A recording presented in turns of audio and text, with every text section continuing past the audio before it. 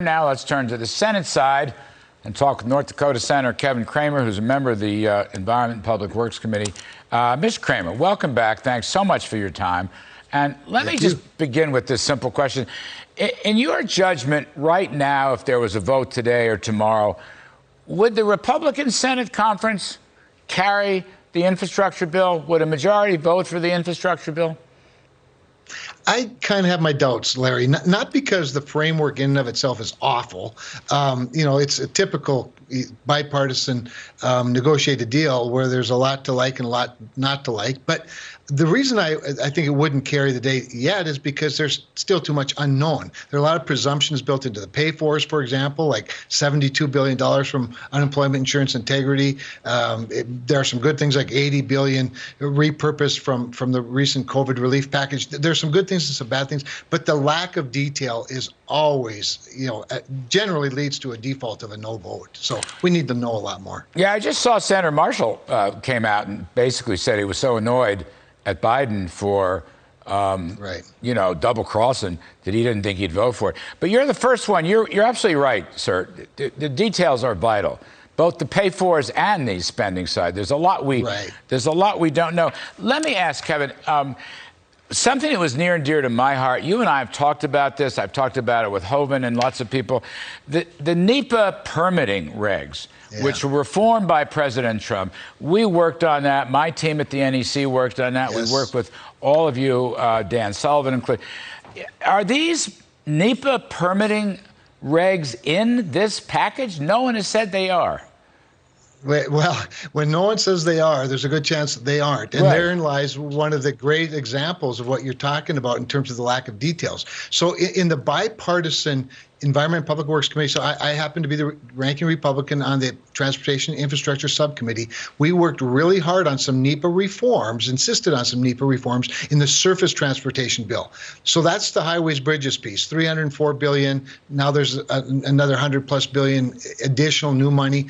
That, it seemed, was going to maintain, that part of it was going to maintain those NEPA reforms, but not necessarily transfer to energy infrastructure like pipelines and transmission lines and some of those things that I think are even more important, because that's private sector investment, Larry, and there's nothing that the private sector hates more than a whole bunch of regulations. And you can unleash, when you unleash the capital of the private sector in energy infrastructure, you can go a long ways. And so those reforms, now I thought it was interesting, I don't know if you saw it today, there's a story in, I think it's Energy and Environment, that sort of points to the dilemma of the Biden administration right now as it relates to NEPA reform. And they've now decided to continue the Trump NEPA reforms for a couple of years while they can, consider how to change them.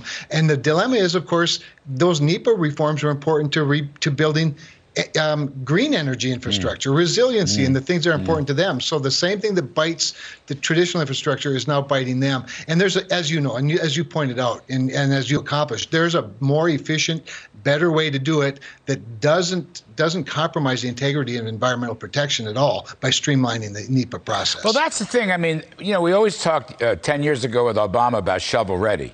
And there weren't enough shovel-ready jobs. Well, there are never going to be enough shovel-ready jobs if you don't have permitting limits. Trump wanted a year or two. And that gives the private sector an investment planning horizon so they can commit capital. And I just hadn't heard anyone. I'm going to explore it. Maybe you'll explore it, Senator, and to see, because you just can't do that without it, it just seems to me.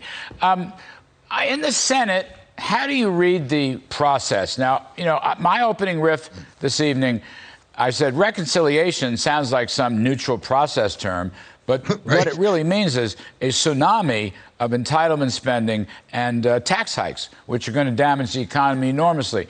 Where does this thing stand? The Democrats haven't really outlined a strategy. There is no budget resolution yet. How do you see that going?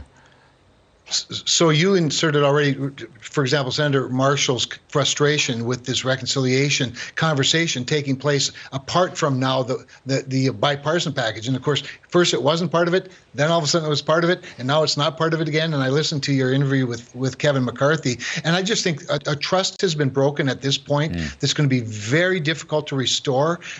Because to your point, even if Joe Biden and Chuck Schumer agree that no more talk about $2 or $4 or $6 trillion reconciliation packages in the context of infrastructure, Nancy Pelosi's made it abundantly clear that she's going to require another $5 trillion of social spending unpaid for in reconciliation before she allows this infrastructure package to move forward. And again, even the bipartisan package isn't ideal, but it's pretty good. In a 50-50 Senate, you're not going to get everything, and you're going to have to swallow a couple things. I think we could get there if it was as simple as that. But I just worry now, Larry, about the trust that's been broken by this moving of the goalpost constantly. So there's going to be a lot of work to build that. They haven't given you a straight answer, Senator. The thing is, that's right. We got to get out. Right. But I watch the TV talk shows. I don't always. I much prefer to either go to church or play tennis. But I did watch some of it. And I watched this chap, Cedric Richmond, I beg your pardon, a former House member who's a senior guy at Biden's staff. So at CNN, they asked him, yes or no, would the president just sign an infrastructure package? Yes or no? And he answers, well, it's not a yes or no question. Well, of course it's a yes or no question. Yeah. It's yes or no. It's binary. But they won't tell you that. So I think they're holding it hostage. Well, and so I think it illustrates the dilemma that the White House has. If CNN is asking Cedric Richmond for a yes or no answer, it's because they want to know. They want the answer to be no, and that's the problem that he has. And governing's tough business, Larry. And Joe Biden used to have, and I think it's maybe to some degree still has, a reputation for deal making. The problem is, he's got this other part of his party that doesn't want to make a deal. They just want a ramrod. Got it. Senator Kevin Cramer, you're terrific to come on. I hope you'll come back, sir, and help us parse through all this stuff. Anytime I can. Thanks very much, sir. Appreciate it.